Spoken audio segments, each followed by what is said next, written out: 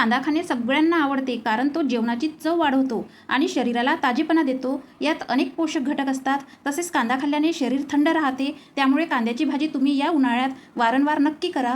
चला तर मग घरी जर भाजीला काही नसेल तर येथे मी साधारण साईजमध्ये 7 कांदे घेतले. या कांद्याचे आपण 4 भाग करून घ्यायचे आहे.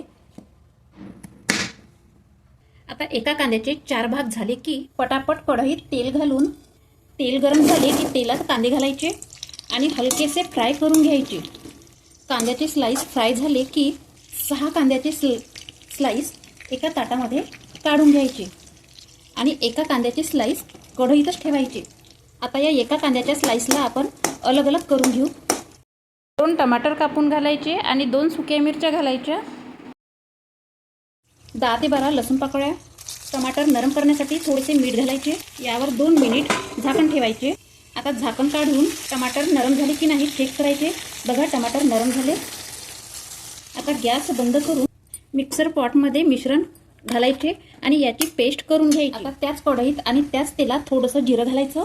1 चम्मच हळद, 1 चम्मच लाल तिखट, 1 चम्मच कस्तुरी मेथी, 1 चम्मच धनेपूड, 1 चम्मच दुधावरची साय आणि मिक्सरला फिरवलेली पटापट ग्रेव्ही घालायची. मिक्स करायचं. 1 चम्मच पावभाजी मसाला आणि 1 ग्लास पाणी घालायचे आणि फ्राय केलेले कांदे घालायचे आणि 5 मिनिट भाजी कुक करायची.